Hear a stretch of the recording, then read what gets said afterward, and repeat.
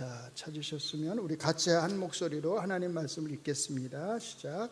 어찌하여 이방 나라들이 분노하며 민족들이 헛된 일을 꾸미는가?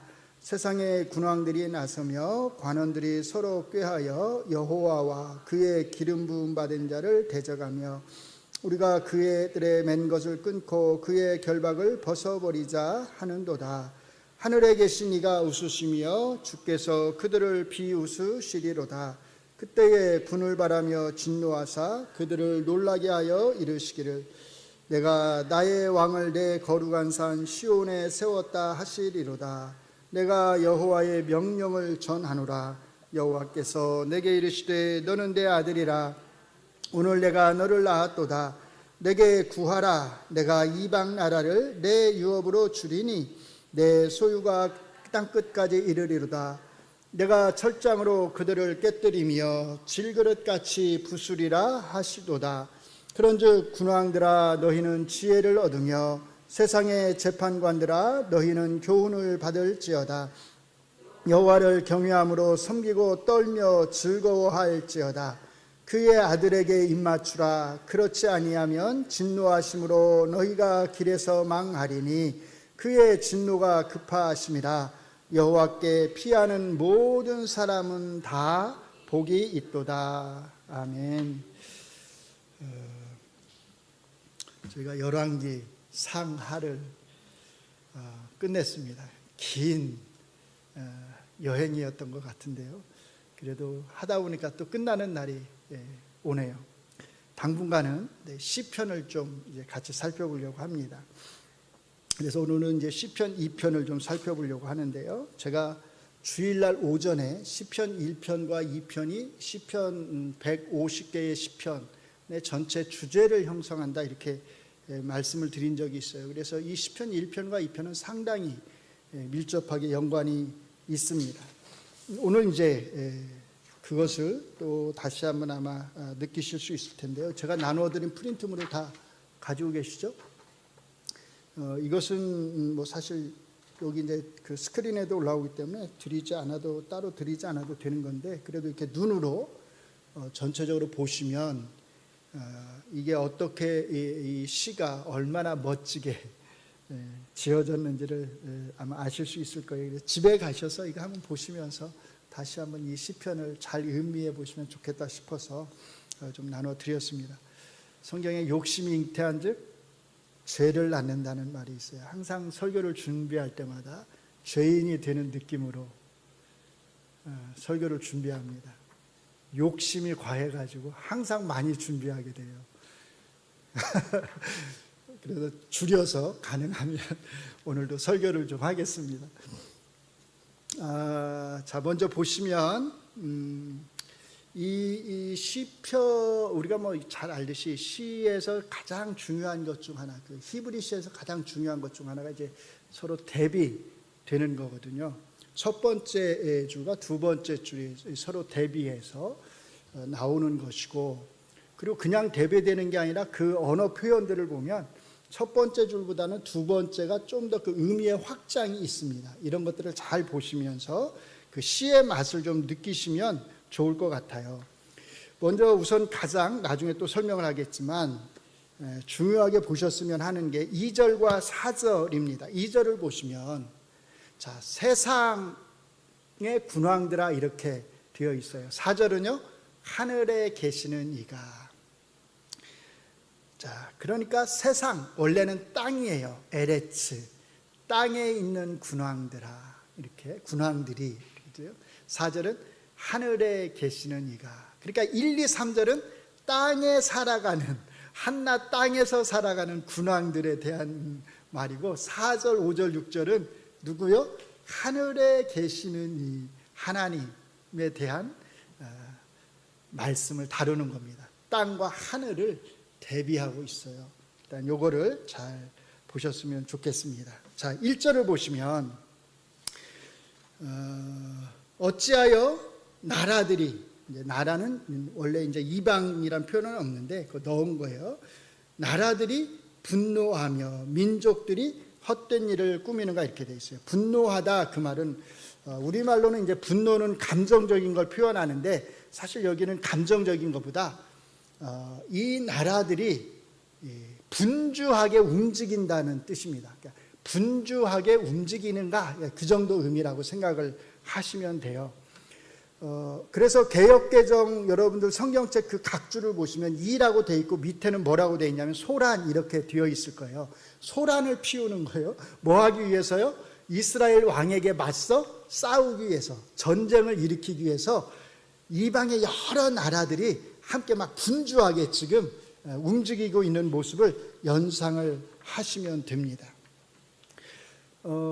그래서 1절에서는 나라들, 민족들 이렇게 묘사했다면 2절에서는 왕들이, 통치자들이 그렇게 됩니다. 그 다음 거 보여주시면 1절 나라들이, 민족들이, 나라들, 민족들. 근데 2절 가면 이게 구체화되죠. 사람으로 바뀌잖아요. 나라, 민족의 같은 의미인데 왕들, 통치자들. 우리말에서는 통치자들을 뭘로 번역했냐면 관원들 이렇게 번역했어요. 근데 관원들을 그러면 우리는 어떻게 생각하냐면 되게 공무원 뭐 이 정도로 생각하기가 쉬운데 그런 뜻이 아니라 왕들을 다른 식으로 통치자들 이렇게 표현을 한 거예요. 그래서 사실은 관원들이라는 표현은 그렇게 좋은 것 같지는 않고 그냥 통치자들 이렇게 생각을 하시면 좋겠습니다. 그러니까 짝을 이루는 거예요. 나라들, 민족들, 왕들, 통치자들 이렇게 짝을 이루면서 나오는 것입니다. 그 다음에도 보시면 이제 동사 1절에서 아까 제가 소동하다 이 표현을 소란을 떤다, 소동을 피운다 그랬잖아요. 그 다음에 나오는 동사가 꾸미다라는 동사였습니다. 꾸미다, 공모하다. 뭘 꾸미는 거예요? 이스라엘의 왕에 맞서서 싸우기 위해서 서로 이제 꾸미는 거예요. 음모를 꾸미는 겁니다. 근데 2절에 오시면 1절이 전쟁을 하기 전의 상황, 서로 막 분주하게 움직이면서 음모를 꾸미는 거라면 2절은 어떤 상황이냐면 전쟁을 일으키는 상황이에요. 전쟁을 일으키는 상황. 그래서 동사를 뭘 썼냐면 왕들이 일어선다, 전쟁을 나선다 그런 의미입니다.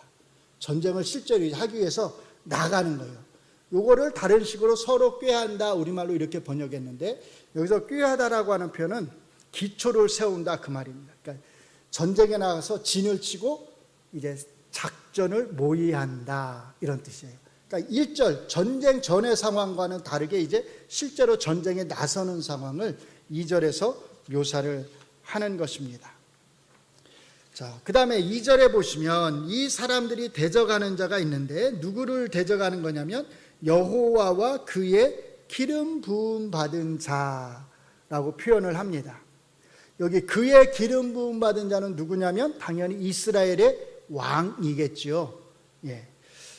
자, 실제 이 사람들, 이방 나라의 왕들이 대적하는 것은 사실 이스라엘 왕을 대적하기 위해서, 이스라엘 왕하고 싸우기 위해서 전쟁을 일으키는 거잖아요. 근데 시편 기자는 그냥 이스라엘 왕, 기름 부음 받은 자를 대적하려고 한다라고 말하지 않고 그 앞에 뭘 붙여요? 여호와와 이걸 붙였습니다. 이게 중요한데 뭘 의미하겠어요? 이방의 나라들, 이방의 왕들이 이스라엘 왕을 대적하는 것은 단순하게 이스라엘의 왕만 대적하는 게 아니라는 거예요.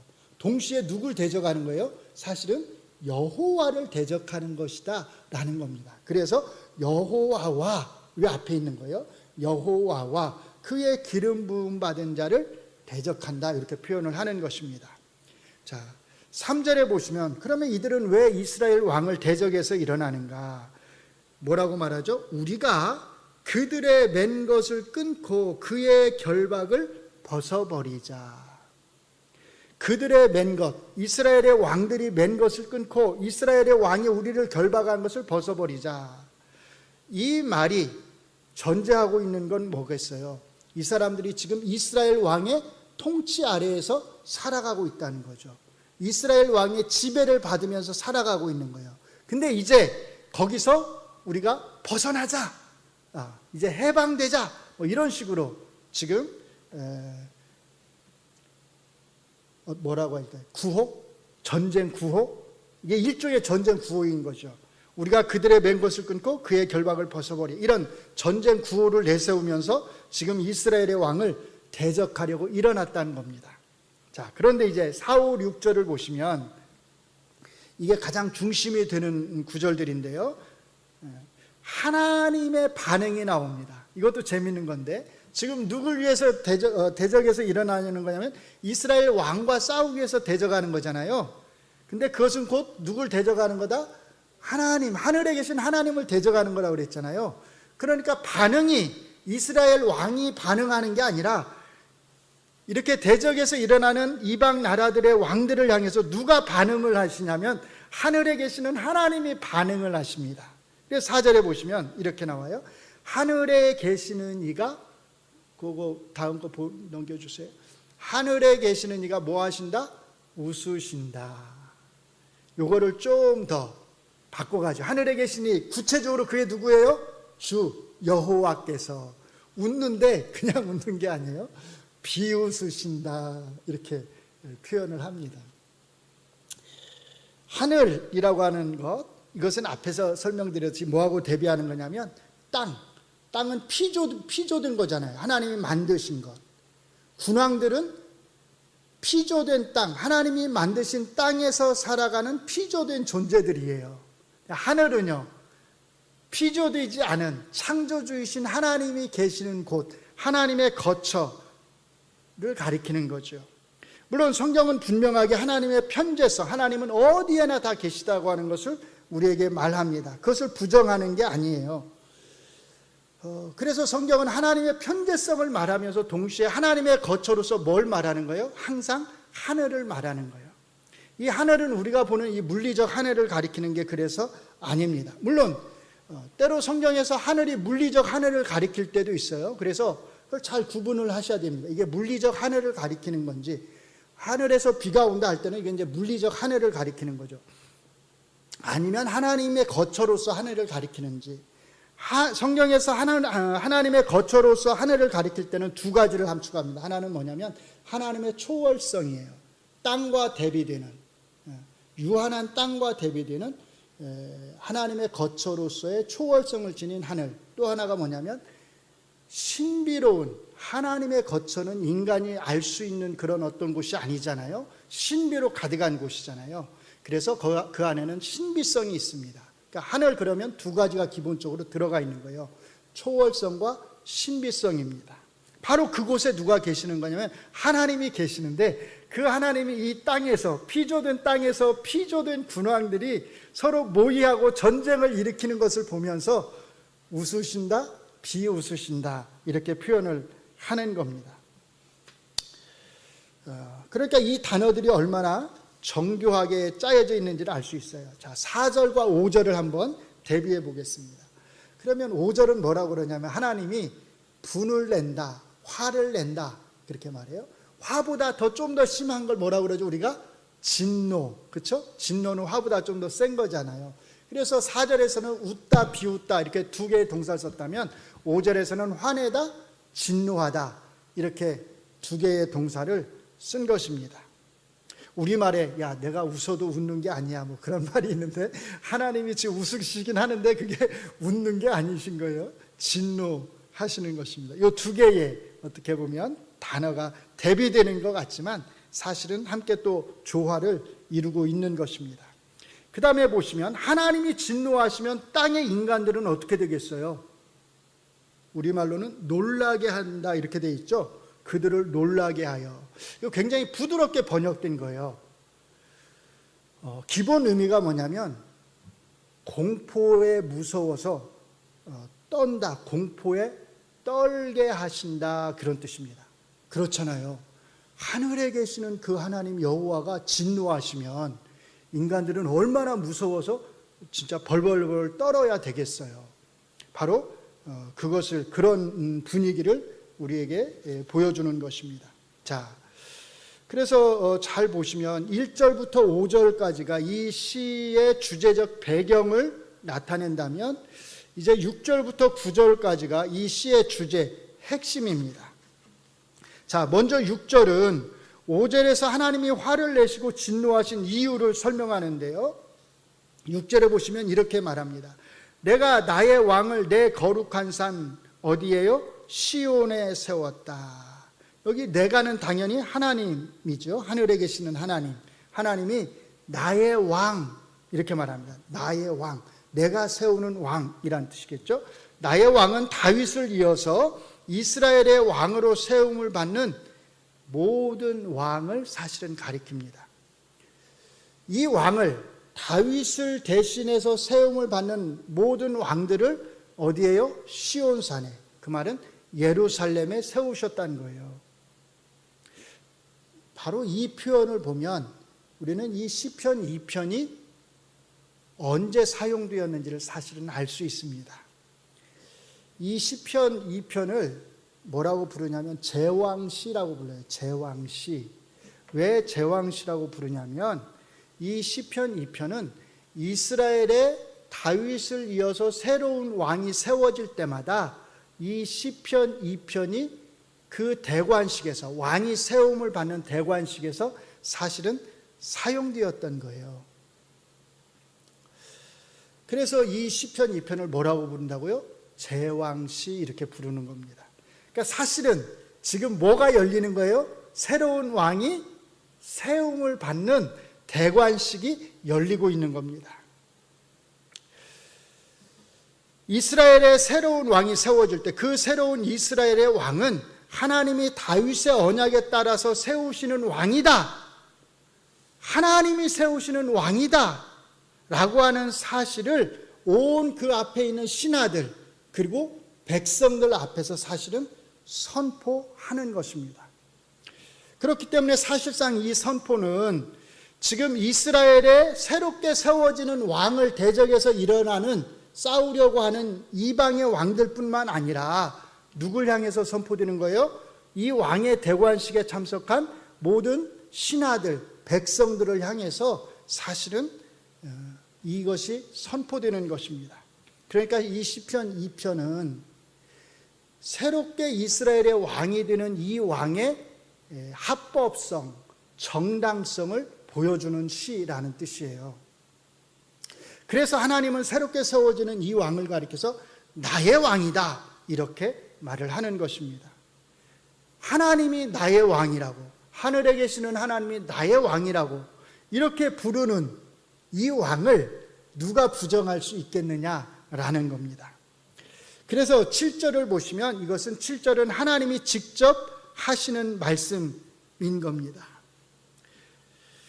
그리고 8절은 하나님이 자신을 대신하는 나의 왕으로 세우신 이 왕이 하나님에게서 받은 명령, 하나님의 명령을 받아서 지금 왕의 즉위식에 참석한 모든 신하와 백성에게 선포하는 내용입니다.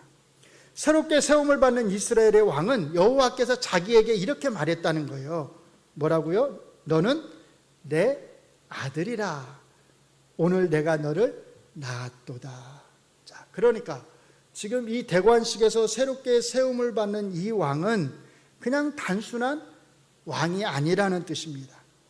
하나님이 내 아들이라고 부르는 왕, 하나님이 내가 너를 낳았다라고 하는 하나님이 낳으신, 하나님이 입양하신 왕이라는 겁니다. 이 말을 누가 들었어요? 이스라엘의 왕, 새롭게 세움을 받는 이스라엘의 왕이 들었다는 거예요. 그걸 듣고 지금 앞에 있는 신하들과 백성들에게 하나님의 그 명령, 말을 전하는 것입니다. 오늘, 자, 그러면 오늘이라고 하는 표현은 언제를 가리키겠어요? 새로운 왕으로 세워지는 그 날, 대관식 날, 그 날부로 이 왕은 뭐가 되는 거예요? 이스라엘의 왕은 하나님의 아들이 되는 거예요. 왜냐하면 바로 그 오늘날, 오늘 내가 너를 낳았다고 하나님이, 하늘에 계시는 하나님이 명령하셨기 때문입니다. 자, 이렇게 하나님의 아들로 세움을 받는 이 왕은 이제 하나님과 특별한 관계를 갖게 됩니다. 8절에 보시면 뭐라고 말해요? 내게 구하라 이렇게 말합니다. 내게 구하라. 누가 하는 말이에요? 하나님이 왕에게 하는 말이에요. 내게 구하라. 내가, 즉 하나님이 이방 나라를 내 유업으로 주리니 내 소유가 땅끝까지 이르리로다. 자, 그러니까 지금 새롭게 세움을 받는 이 이스라엘의 왕은 단순히 그 이스라엘만의 왕, 통치자로 세움을 받는 게 아니라는 뜻입니다. 모든 이방의 나라들까지도 다 이 이스라엘의 왕에게 어떻게 하는 거예요? 복종하게 되리라고 하나님이 약속하시는 거예요. 여기서 유업, 소유라고 하는 단어가 사용이 됩니다. 다른 말로 말하면 유업은 기업입니다. 기업이란 표현을 우리가 잘 알죠. 가나안 땅을 하나님이 이스라엘 백성의 기업으로 주셨다고 하잖아요. 레위 지파에게는 내가 너의 기업이다. 그래서 땅을 안 주잖아요. 바로 그 기업, 유업입니다.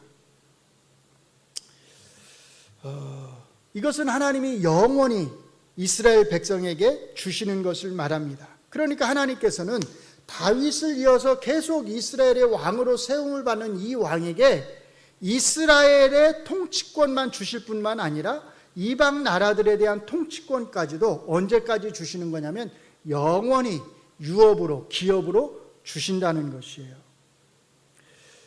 자, 여기서 우리가 주목해야 될 것이 하나 있습니다. 이 약속은 이스라엘의 새로운 왕이 세워질 때마다 새롭게 주시는 약속이 사실 아니지요. 이 영원한 왕에 대한 이 약속은 본래 누구에게 한 거예요? 다윗에게 언약으로서 하나님이 주신 것입니다. 그러니까 이스라엘의 왕들이 새롭게 세워질 때마다 하나님께서는 이 다윗 왕에게 한 이 약속, 이 언약을 그때그때 사실은 확인시켜 주시는 거란 뜻입니다.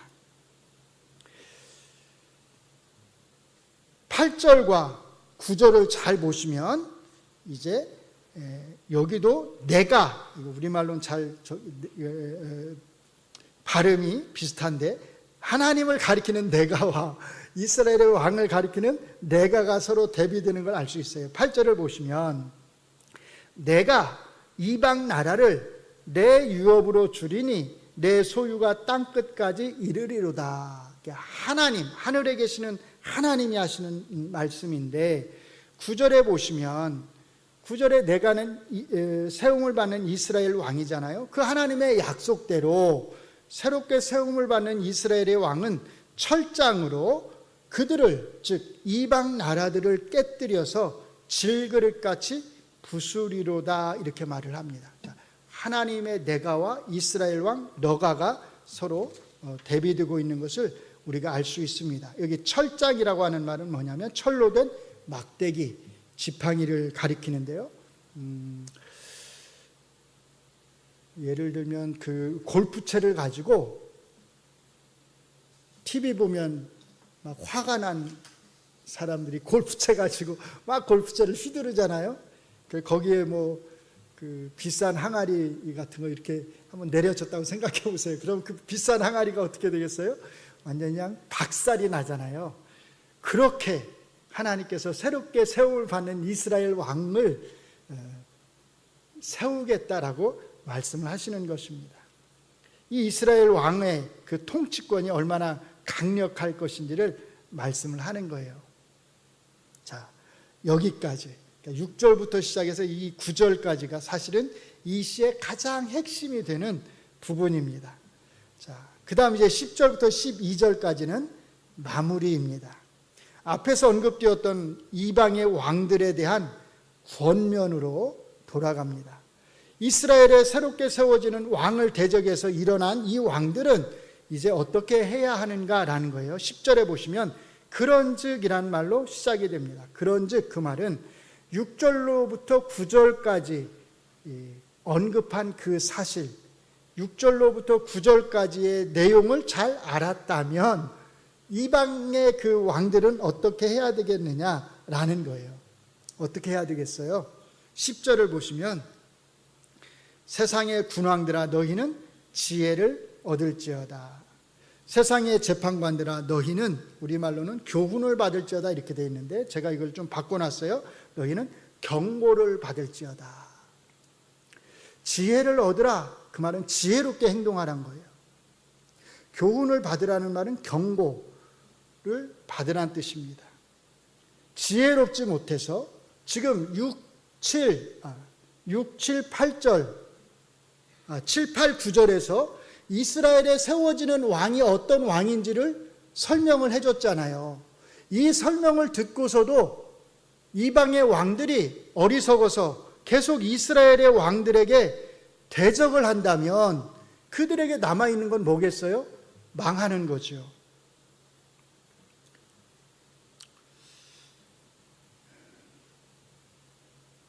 그래서 12절에 보면 너희가 길에서 망하리니 이렇게 말하는 겁니다. 그러니까 지혜롭게 행동하라는 거예요. 경고를 했으니까 경거망동하지 말라는 거예요. 망하지 않으려면. 자, 그럼 어떻게 행동하는 게 이방의 왕들이 지혜롭게 행동하는 걸까요? 11절에 보시면 시편 기자는 이방의 왕들이 어떻게 행동해야 하는지를 가르쳐 줍니다. 여호와를 경외함으로 섬기고 떨며 즐거워할지어다. 누굴 향해서 하는 말이에요? 이스라엘의 새롭게 세움을 받는 왕을 대적해서 일어나는 이방의 왕들을 향해서 하는 말이에요. 여호와를 경외함으로 섬기고 떨며 즐거워할지어다. 초월의 영역, 신비의 영역에 계시는 하늘의 하나님 여호와를 경외하라. 경외하라는 말은 두려워하라는 말입니다.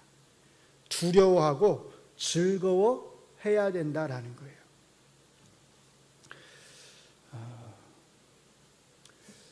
이것은 11절은 여호와를 향해서 이방의 왕들이 어떻게 해야 되는지를 우리에게 말해줍니다. 그런데 12절은 여호와가 아니라 누구를 향해서요?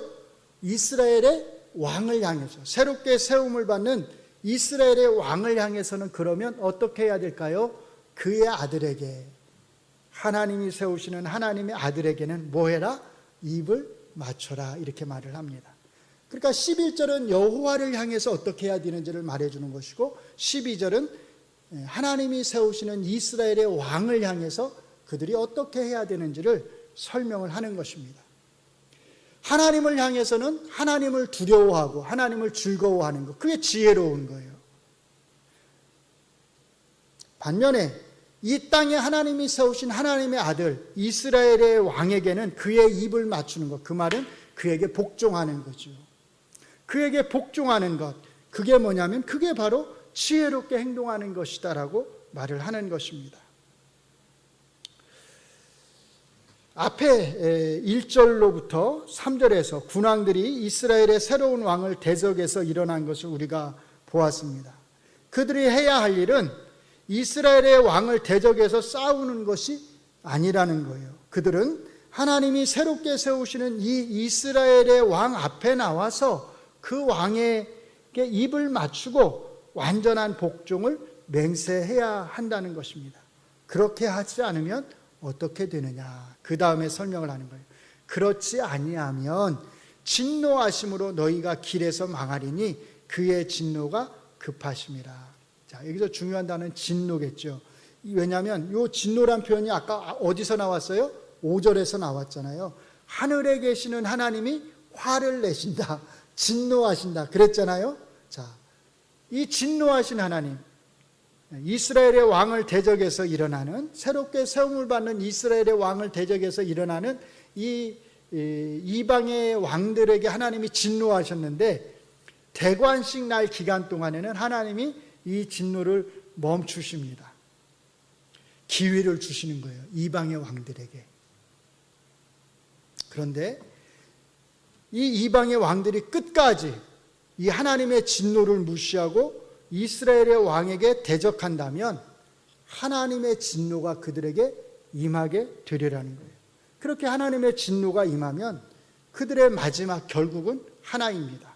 망하는 것이라는 거예요. 왜냐하면 하나님의 진노가 급하기 때문입니다. 급하다, 그 말은 맹렬하게 불타오른다는 겁니다. 그래서 이 하나님의 진노를 피할 길이 없다는 거예요. 망하지 않으려면 어떻게 해야 되나요?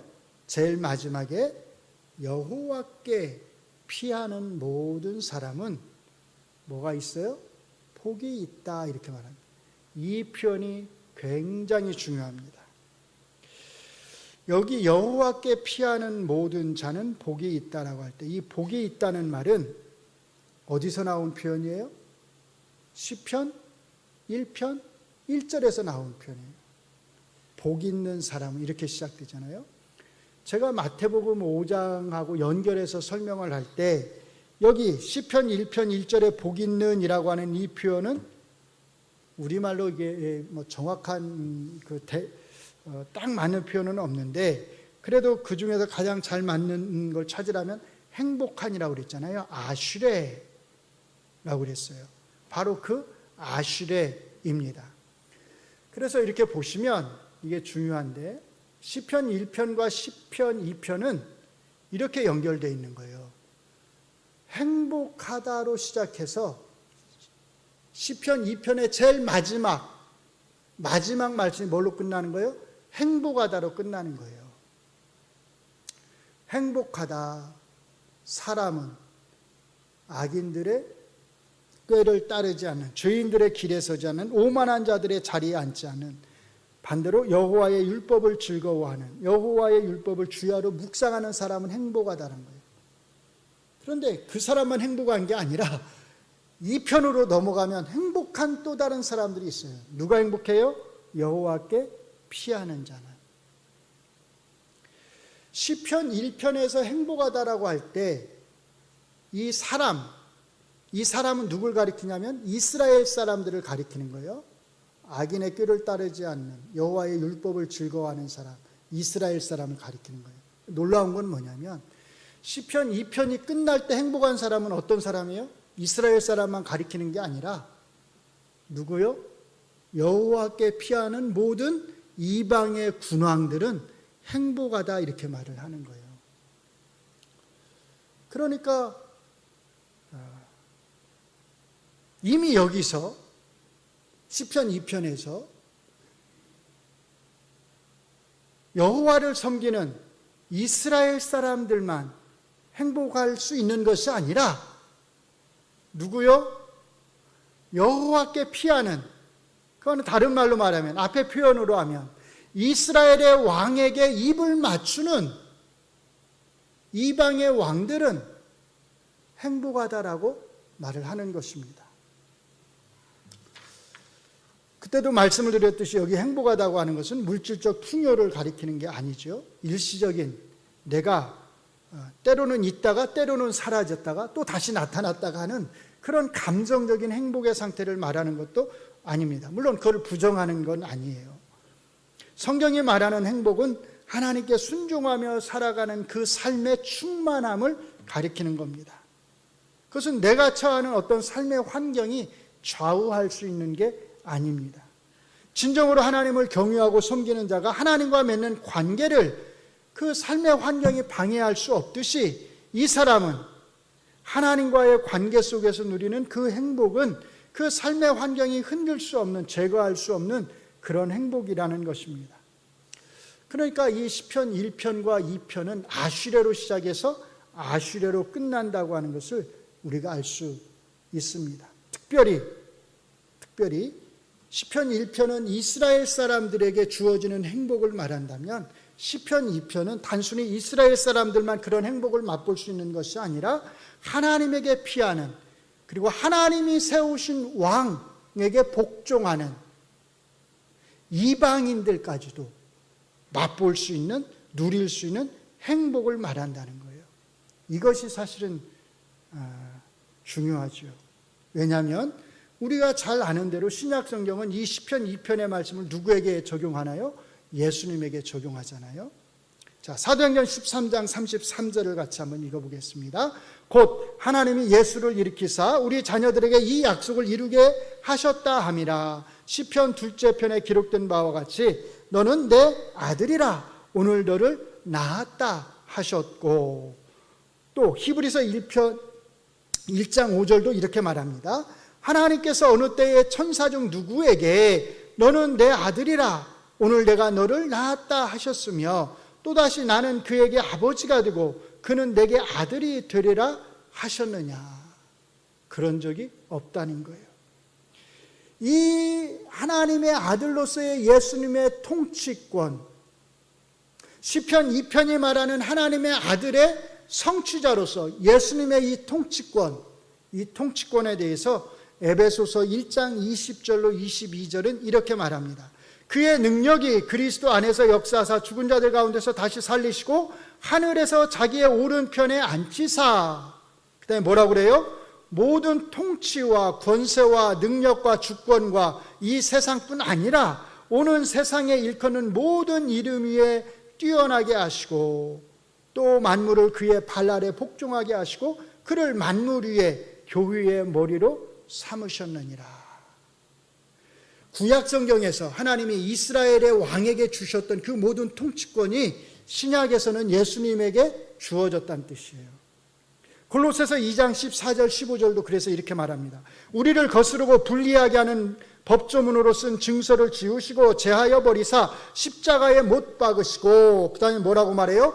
통치자들과 권세들을 무력화하여 드러내어 구경거리로 삼으시고 십자가로 그들을 이기셨느니라. 모든 이방의 통치자들, 권세자들을 다 십자가의 권세 아래 두셨다라는 겁니다. 그러니까 이 시편 2편은 하나님이 세우신 이 땅의 왕, 이스라엘의 왕의 통치 아래에서 사는 행복을 노래한다면, 신약 성경은 이 이스라엘 왕의 성취자이신 메시아 왕으로서의 예수님의 통치 아래 사는 행복을 노래하는 것입니다. 특별히 마태복음 5장에서 우리가 살펴본 그 삶이 바로 이 삶을 말하는 것입니다. 구약과 신약이 이렇게 하나님의 아들의 통치, 구약은 이스라엘 땅에 세우신 하나님의 아들의 통치를 통해서, 그런데 신약은 하나님의 유일한 메시아 왕으로서의 예수님의 통치라고 하는 이 주제 아래에서 이것이 함께 연결되어 있다는 것입니다. 놀라운 것은 시편 2편이 이방인들도 하나님이 세우신 아들의 통치 아래 들어가면 행복할 수 있다고 하는 것을 노래하는 것인데, 이것이 신약에서 예수 그리스도를 통해서, 왕이신 예수님을 통해서 그분의 통치 아래 들어가는 모든 이방인들은 하나님이 주시는 참된 행복을 누릴 수 있게 되었다는 것입니다. 예수님은 참된 하나님의 아들, 유일한 하나님의 아들이십니다. 모든 통치권과 권세가 그래서 우리가 에베소서와 골로새서에서 본 것처럼 지금 누구에게 있는 거예요? 예수님에게 있는 것입니다. 구약적 표현으로 하면 모든 이방의 통치자들이 예수님에게 입을 맞추는 상황이란 뜻입니다.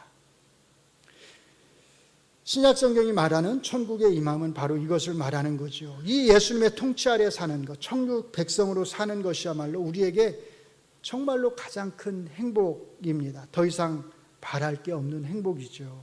이 행복을 주신 하나님에게, 그리고 우리 주 예수 그리스도 왕에게 감사할 수 있기를 바랍니다.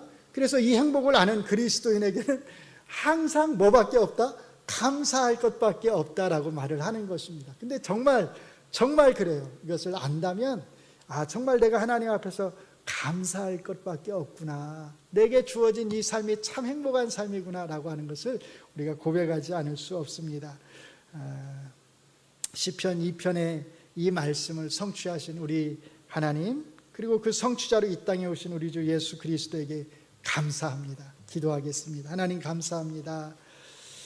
이 땅에 참된 왕으로, 참된 하나님의 아들로 오신 우리 주 예수 그리스도에게 또 감사를 드립니다. 모든 통치권과 권세를 가지시고 우리를 다스리시는, 우리를 통치하시는 우리 주 예수 그리스도에게 우리가 입을 맞춥니다.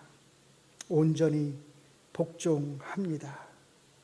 그 안에 참된 행복이 있음을, 더 이상 바랄 수 없는 행복이 있음을 우리가 알기 때문입니다. 그래서 우리가 늘 감사할 것밖에 없음을 우리의 입술로 고백하지 않을 수 없습니다. 우리의 삶의 끝날까지 우리의 왕이신, 우리의 통치자이신 그 예수님에게 늘 입을 맞추며 살아갈 수 있는 저희가 되게 하여 주시옵소서. 예수님 이름으로 기도합니다. 아멘.